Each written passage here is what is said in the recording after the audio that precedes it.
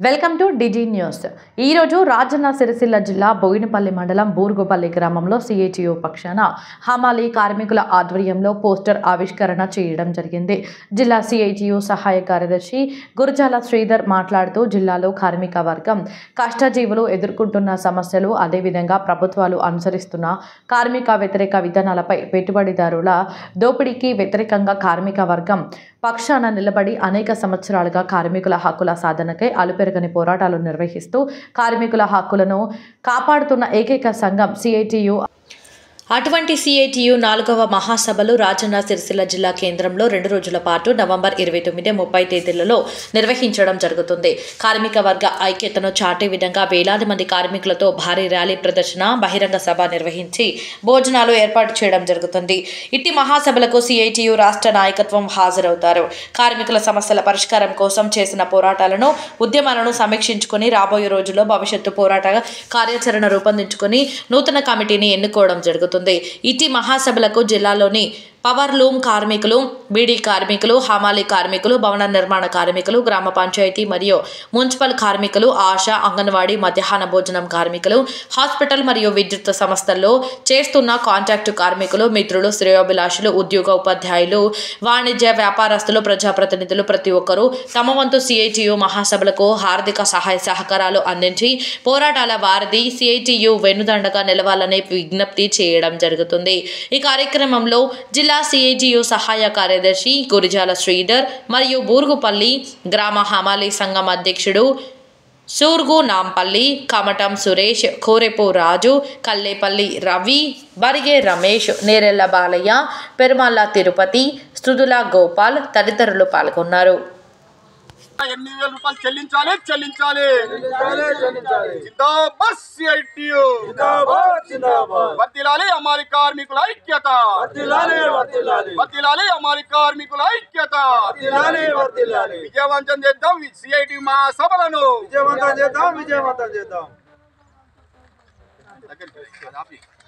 రోజు రాజన్న సిరిసిల్ల జిల్లా బోయినపల్లి మండలం బూరుగుపల్లి గ్రామం లోపట హమాలీ సంఘం ఆధ్వర్యం లోపట మరి ఈ నెల 30వ తేదీన తలపెట్టిన జిల్లా సిఐటియు 4వ మహాసభల పోస్టర్ను విడుదల చేయడం జరిగింది. మరి మహాసభలు గత నెలలో జరగవలసిన సందర్భంలో అనివార్య కారణాల వల్ల పోస్ట్ పోన్ చేయడం జరిగింది. మరి నెల 30వ తేదీన రాజన్న సిరిసిల్ల జిల్లా కేంద్రం లోపల పెద్ద ఎత్తున భారీ ప్రదర్శన, ర్యాలీ, అన్ని రంగాల కార్మికులతోటి సిఐటియు మహాసభలు జరుపుకోవడం జరుగుతుంది ప్రతి 3 ఏళ్లకోసారి.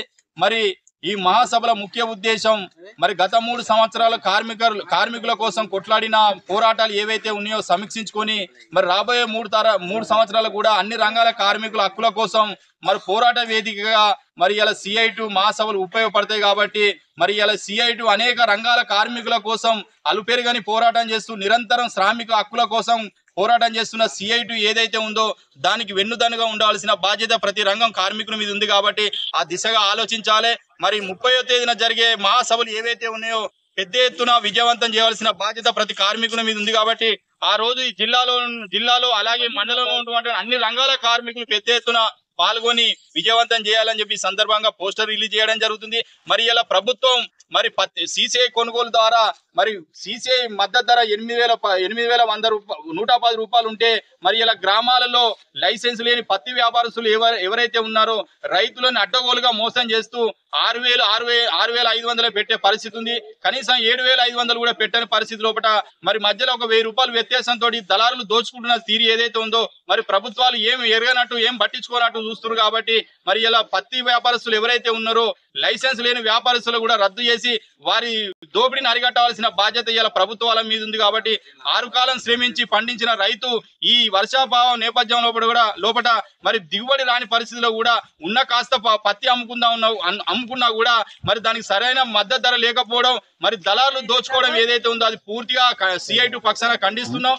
మరి దళారుల దోపిడీని అరికట్టాలి, మరి కనీస మద్దతు ధర చెల్లించాలని చెప్పి సందర్భంగా మరి రాజన్న సిరిసిల్ల జిల్లాలో ఉన్నటువంటి మరి ఇలా ప్రభుత్వ అధికారులు కూడా ఆలోచించవలసిన అవసరం ఎంతైనా ఉంది. మరి రైతులు తీవ్రంగా నష్టపోతున్నారు కాబట్టి మరి ఆ దిశగా ఆలోచించాలి. మరి ఈ జిల్లా సిఐటియు మహాసభలు ఏవైతే ఉన్నాయో అట్టహాసంగా జరుపుకుంటాం కాబట్టి ఒక పండుగ వాతావరణం లెక్క ప్రతి ఒక్క కార్మికుడు మరి ఆ రోజు పాల్గొని పెద్ద ఎత్తున పాల్గొనాల్సిన అవసరం ఉంది. అలాగే అదే సందర్భంలో మరి జిల్లా సిఐటియు మహాసభలకు కార్మిక వర్గం మరి అలాగే వ్యాపారస్తులు, బిజినెస్ దారులు, పారిశ్రామికవేత్తలు, మనసున్న మహారాజులు పెద్ద ఎత్తున మరి ఈ సిఐటి మహాసభలకు ఎంతో ఆర్థిక సహకారం అందించాలని చెప్పి ఈ సందర్భంగా జిల్లా సిఐటి పక్షాన విజ్ఞప్తి చేయడం జరుగుతుంది.